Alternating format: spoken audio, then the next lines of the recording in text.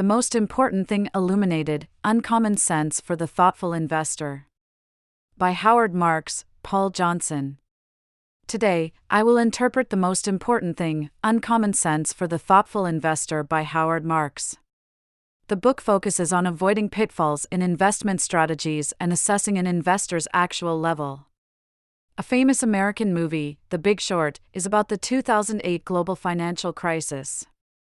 It tells the story of several astute Wall Street investors who foresaw the financial bubble before the crisis occurred, prepared in advance, and ended up making huge profits while many others suffered heavy losses or even went bankrupt. This incredible story is based on real events. You might wonder, how did they manage to do it? Today's author, Howard Marks, is just as impressive as the protagonists in that movie. He is a master at making significant investment returns during economic crises. He has earned the formidable nickname the fearsome Wall Street vulture. Howard's influence in the investment world is so significant that even Warren Buffett considers himself a follower. Since the 1990s, Howard has been writing yearly investment memos for global investors. Buffett once said, "Whenever I see an email with an investment memo from Howard Marks, the first thing I do is read it." The Most Important Thing is a collection of the core ideas from Howard's investment memos over the past 20 years. Buffett rarely recommends books, but in 2011, he strongly recommended this one, saying he had read it twice. Although Howard originally intended this book for professional investors, the simple and practical investment advice and accessible language have also made it popular among ordinary investors. For those new to the investment field, this book is precious. The core investment philosophy Howard elaborates on in this book can be summarized in 4 words: go against the trend. He proposes a bold idea: to truly make a fortune in the investment market, you must not follow the market trend. Unthinkingly following the trend is a common pitfall for amateur investors. Only by adhering to contrarian investing can you ultimately outperform the market. Since 1987, Howard has relied on his unique investment strategy to create Oaktree Capital, one of the world's largest asset management firms. Now, I will highlight 2 main parts: the investment strategy pitfalls Howard identifies and his recommended contrarian investment strategy. Second, how to discern whether an investor truly has skill. First, look at Howard's views on various investment strategies and what he means by contrarian investing. Contrarian investing is already quite well known and might not be unfamiliar to many. Contrarian, as the name suggests, means going against the grain. While this principle may seem simple, Howard, an experienced investor, believes it has more profound implications as an investment strategy. In the book, Howard presents 2 fictional examples of investors. Suppose 2 people both earn $10 million. The first person wins the money by playing Russian roulette and hitting the jackpot with incredible luck. The second person, a skilled and diligent dentist, earns his $10 million through hard work, treating one patient after another. Now, the question is, are these 2 $10 million the same? The gambler's $10 million comes from luck and probability, with a high degree of randomness. It is still being determined if he could hit the jackpot again. On the other hand, the dentist's $10 million is earned through skill and hard work, with little relation to luck. Similarly, although everyone seems to be investing in investment, some so-called professional investment managers are actually gamblers in the investment world, while others are dentists. Some might argue that being a gambler is good since the investment field is a big casino, where luck is inevitable, and there is no such thing as a dentist who wins purely through skill. Others believe that the gambler's risk is too high and it is more reliable to be an honest dentist. However, Howard believes that a true contrarian investor should neither be a pure gambler nor a pure dentist, but rather a dentist who understands how to use market dynamics in the investment game. What does this mean? Howard suggests first understanding how gamblers invest and then looking at how dentists invest to better grasp this concept. Gambler-style investment is easy to understand. They believe that by following market trends, they can make money through luck and timing. Take the U.S. stock market as an example. Many might remember the great bull market right now. In June 2015, the stock market was booming. Almost everyone seemed like a stock market genius, and every stock was a hot pick, with the 500 index fund reaching its highest point of over 5,000. Many people got excited, thinking that following the market trend and the big tide would surely lead to profits. With such a great money-making opportunity, how could they let it slip away? Encouraged by friends and their greed, many people finally couldn't resist and opened accounts, joining the army of stock investors. However, the outcome was quite different from their expectations. The stock market crashed continuously for a week days, with record drops, leaving many investors with heavy losses, even losing their principal. Many people later recalled an old saying, "When you see grandpas and grandmas at the market buying stocks, it's time to worry." Now, let's look at the dentist. Their philosophy seems quite different from that of gamblers. They stay calm and clear-headed, believing that the market always swings like a pendulum and will inevitably swing back when it reaches an extreme in one direction. Given that the market is cyclical, they focus on the intrinsic value of investment projects rather than market conditions. Dentists conduct thorough company fundamental analyses and investigations, focusing on earnings, cash flow, hard assets, internal management, brand value, etc., aiming to buy quality and valuable investments. They tell themselves they are committed to long-term, value investing and will eventually see substantial returns if the company is solid and promising. However, the investment market often slaps these rational investors in the face. In 1968, the First National City Bank of New York, now Citibank, introduced a then-popular investment method called the Nifty 50. The key to this investment strategy was selecting companies that were not only currently excellent but also seemed likely to remain so in the future, like IBM, Kodak, Polaroid, Coca-Cola, Avon, Hewlett-Packard, Motorola, etc. These big companies were considered unquestionably suitable investments, and the idea was that if a company seemed strong, its price didn't matter much. Even if it appeared overpriced today, it would be worth it in a few years. But was this the case? Looking back, companies like Kodak and Polaroid saw their core businesses decimated by digital technology. Motorola was acquired, IBM lagged due to slow adaptation. The lesson from the Nifty 50 strategy was that adhering rigidly to rational value without considering price trends was also a foolish investment strategy. Dentists might think, all right, I'll focus on market price trends and invest in potential stocks like the internet, AI, and VR companies. However, Howard argues that predicting future trends accurately is exceptionally challenging.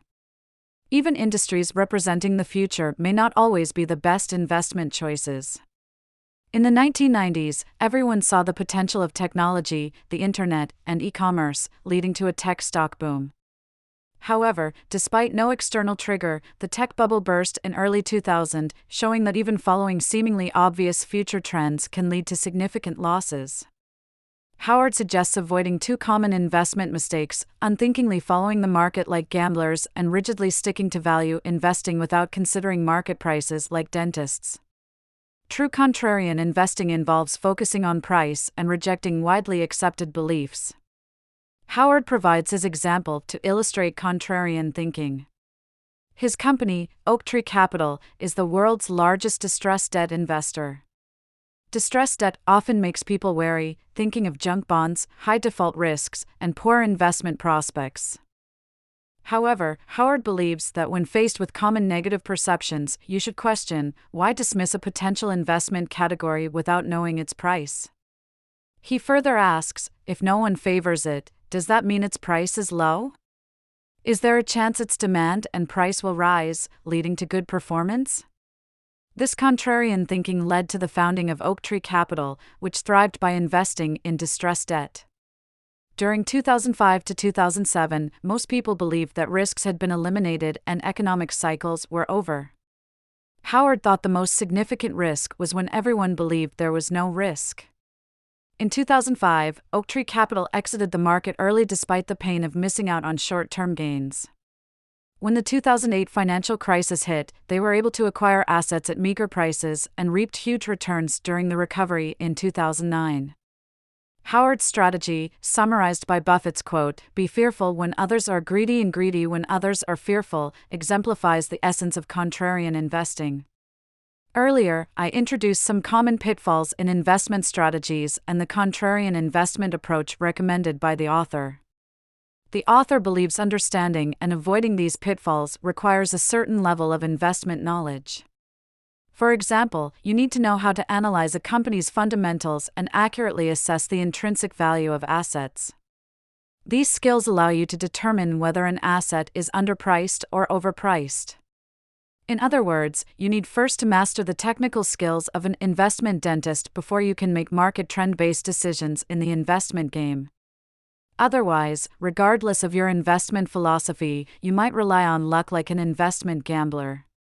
So, if you're an investment novice with some funds, how do you select a competent and suitable investment manager? Or, how do you determine if an investor is genuinely skilled? Most people might think, look at their past investment performance. If they have a record of successful investments, they must be good, right? Howard Marks tells us that the reality is more complex. In his 35 years on Wall Street, he noticed that the strangest thing is that those investors with the best past performance often have very short investment careers.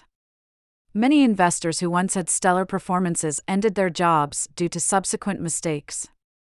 The more exceptional their past performance, the more likely they will be knocked out by a few severe investment errors later. The author points out that luck always plays a role in investment.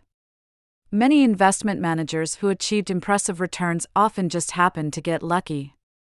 It shouldn't be overcomplicated, it's simply that they caught a favorable wave. Therefore, the author advises not to focus on an investment manager's past record, but rather on how they achieved those records. How should you do this? The author suggests a 3-step approach: know yourself, know your manager, and discuss the future. Step 1: know yourself. First, determine your investment goals and risk tolerance. Choosing an investment manager is like choosing a partner, you need to know what you want to find the most suitable one. Knowing your investment goals helps prevent you from becoming overly greedy and getting swept up in the euphoria of making money with everyone else. Some people think, well, if I can earn 8%, that's great. But 10% is better, and 20% or 30% would be even better. If you think this way, even if you understand the contrarian investment strategies mentioned earlier, you might still find it hard to resist the temptation of immediate profits, putting yourself at significant risk. Instead, it would help if you thought, I hope to earn 8%, which meets my needs. If it's 10%, I'll be happier, but 20% or 30% comes with risks beyond my acceptable range, and I must avoid that. The key here is always to remember the possibility of investment failure and to consider the worst-case scenario. Ask yourself, how much financial fluctuation can you tolerate? What situation would exceed your acceptable limit? Investment managers can also be categorized as aggressive or defensive. Based on your financial situation and whether you are conservative or risk-taking, you should choose an investment manager whose style matches your needs. Step 2: know your manager. Observe the long-term investment performance of potential managers. There's an old saying that time reveals a person's true nature. Since luck influences short-term investment success or failure, it can't indicate the underlying skills. Thus, we must look at long-term performance. How? Examine their performance across different market conditions. For example, an aggressive investor earning more than others in a bull market is only sometimes skilled. Still, if they lose less than average in a bear market, that's a sign of true capability.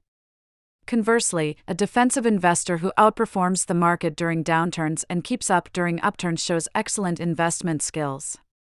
If an investment manager's performance consistently aligns with market trends, their success is likely due to the environment and luck rather than skill.